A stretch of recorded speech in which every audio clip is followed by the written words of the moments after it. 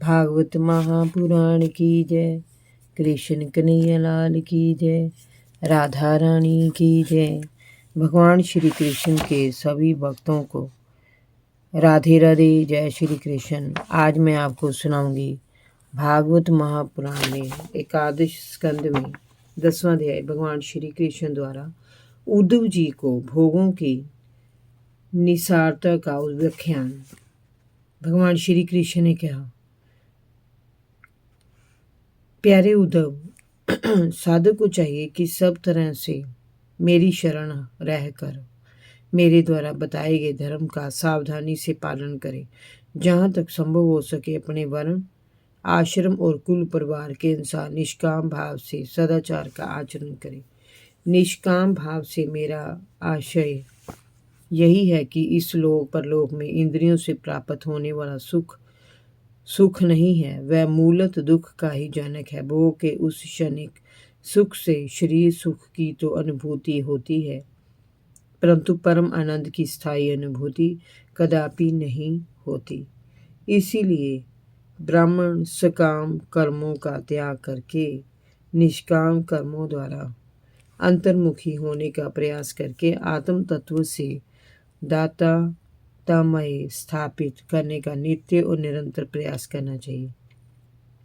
उद्धव, जब आत्मज्ञान की उत्कट इच्छा मन में जागृत हो जाए तब सभी प्रकार के कर्म संबंधी विधि विधानों का भी आदर नहीं करना चाहिए। अहिंसा आदि नियमों का पालन आदर के साथ करते हुए पवित्रता आदि नियमों का पालन यथाशक्ति आत्मज्ञान विरोधी ना होने पर ही करना चाहिए।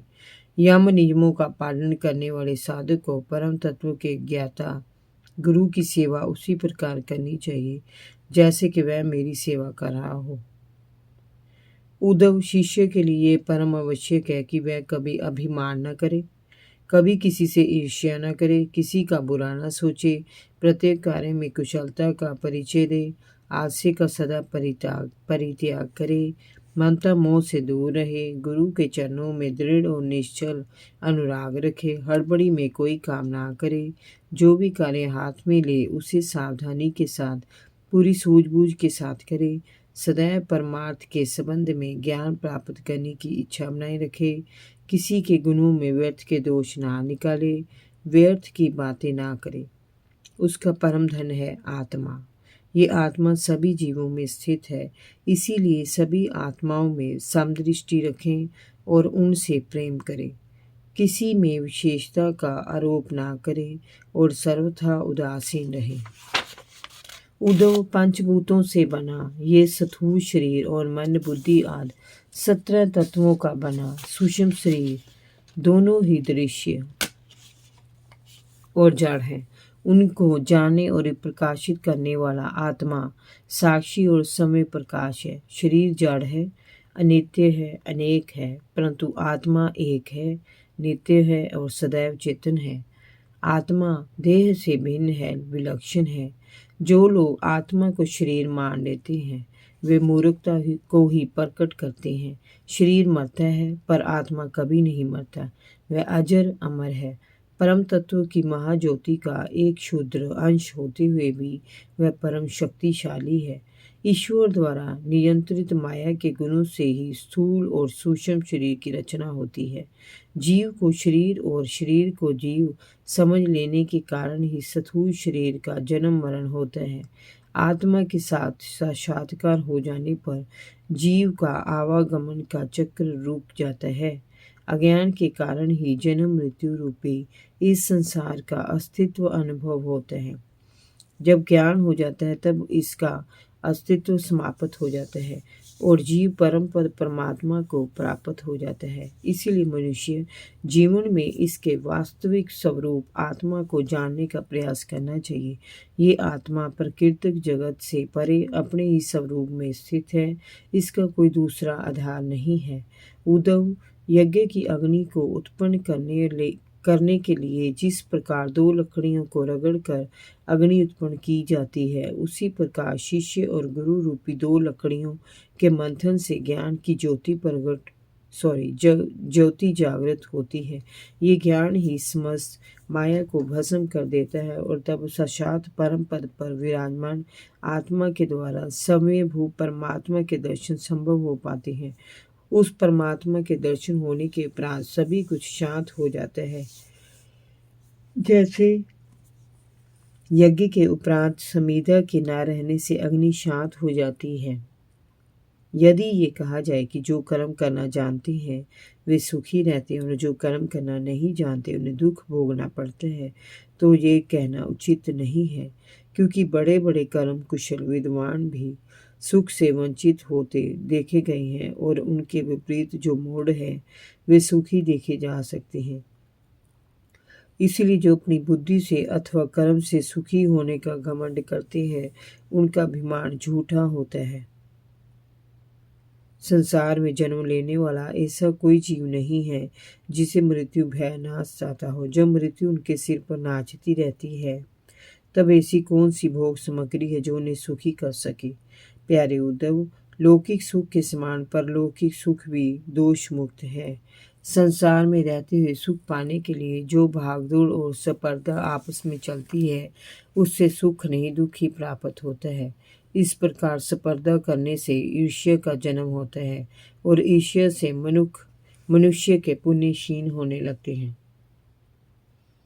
पुण्यों के क्षीण हो जाने से सुखों का विषय होने लगता है और एक दिन वह आता है जब सब सुख समाप्त हो जाता है। कर्म आदि की त्रुटियों से बड़े बड़े विघ्नों की संभावना बनने लगती है। जैसे लहलहाती खेती अतिवृष्टि अथवा अनावृष्टि के कारण नष्ट हो जाती है, वैसे ही स्वर्ग की संभावना भी प्राप्त होते होते विघ्नों के कारण क्षीण हो जाती है। बिना विघ्न किए गए यज्ञ से पुरुष देवताओं की आराधना करके स्वर्ग में जाता है और वहाँ अपने पुण्य कर्मों के द्वारा उपराजित दिव्य भोगों को देवताओं के समान ही भोगता है। परंतु ये भोग वह तभी तक भोगता है जब तक उसके पुण्य शेष रहते हैं। ये पुण्य क्षीण होते ही उसकी चैन की वंशी के सबर टूट जाते और इच्छा ना होने पर भी उसे नीचे गिरना पड़ता है। काल की गति ही ऐसी है। जीव स्वर्ग में हो या मृत्यु लोक में, कर्म के भोग उसे सब जगह भोगने पड़ते हैं। उद्धव, दुष्टों की संगति में पड़कर मनुष्य जब अधर्म का मार्ग अपना लेता है और अपनी इंद्रियों को बेलगाम छोड़कर मनमानी करने लगता है, दाने दाने पर कंजूसी दिखाने लगता है, प्राणियों को सताने लगता है, पशुओं की बलि देने लगता है, मांस और मदिरा का सेवन करने लगता है, लंपटता पूर्वक स्त्री भोग और दुराचार में लिप्त हो जाता है, तब उसे घोर नरक में गिरना पड़ता है और दारुण दुख सहन करने पड़ते हैं। ये सभी स्वार्थ परक ब्रह्म कर्म दुख देने वाले ही हैं। इनसे सुख की कामना करना नितांत असंभव है। ऐसा मनुष्य विविध योनियों में बार बार भटकता है और असंख्य दुखों को उठाता है। उद्धव, समस्त लोक और लोकपालों की आयु एक ही कल्प रहती है, उसके बाद सभी का संहार हो जाता है। इसीलिए सभी जीव और देवगण मुझसे भयभीत रहते हैं। सम्य ब्रह्मा भी ये जानते हैं और मुझसे भयभीत रहते हैं, क्योंकि उनकी आयु भी काल से सीमित है। प्रकृति के 3 गुण सत्व रज और तम इंद्रियों को कर्म करने के लिए प्रेरित करते हैं, परंतु जीव अज्ञानवश इन गुणों और इंद्रियों को अपना स्वरूप मान बैठता है। तभी वह उनके द्वारा किए गए कर्मों के फल दुख सुख भोगता है। जब तक शरीर में इन गुणों के कारण मैं और मेरेपन की अनुभूति रहती है, तभी तक उसे आत्मा के एक तत्व की अनुभूति नहीं होती। वह आत्मा को अनेक करके जानता है। जब तक वह आत्मा के अनेक तत्व को जानता रहता है, तब तक उसे काल और कर्म के अधीन रहना ही पड़ता है। इस परतंत्रता में ईश्वर का भय बना रहना स्वाभाविक है। उन्हें इस पराधीनता में ब्रह्म कर्मों के कारण शोक और मोक्ष ढोने ही पड़ते हैं। जब वह आत्मा में एकता का बोध करने लगता है, तब उसे आत्मज्ञान प्राप्त हो जाता है। और उसके सारे दुखों का नाश हो जाता है। उद्धव जी ने पूछा, भगवान, ये जीव देह आदि के रूप और गुणों के मध्य ही रहता है, फिर से होने वाले कर्मों में ये क्यों नहीं बंधता? इस देह कर्मों के बंधन की प्राप्ति कैसे होती है? मुक्त पुरुष की पहचान क्या है? वह कैसा आचरण और व्यवहार करता है? वह किस प्रकार अपना दैनंदिन कार्य व्यापार करता है? उसे किन लक्षणों से पहचाना जा सकता है? प्रभु, आप मुझे बताइए कि एक ही आत्मा अपने अनादि गुणों के संसर्ग से नित्यबद्ध भी मालूम पड़ता है और तटस्थ होने के कारण नित्य मुक्त भी। ये कैसा भ्रम है? परीक्षित, श्री सुखदेव जी ने कहा, इस प्रकार उद्धव जी ने भगवान श्री कृष्ण से अपने भ्रम का निवारण करने के लिए पूछा तो भगवान ने मुस्कुराकर उत्तर दिया, प्यारे उद्धव, आत्मा बद्ध है या मुक्त है इसकी व्याख्या मेरे अधीन रहने वाले सत्वादी गुणों की उपाधि से होती है। इसे तत्व दृष्टि से नहीं जाना जा सकता। भागवत महापुराण की जय। कृष्ण कन्हैया लाल की जय। राधा रानी की जय। भगवान श्री कृष्ण के सभी भक्तों को राधे राधे। जय श्री कृष्ण।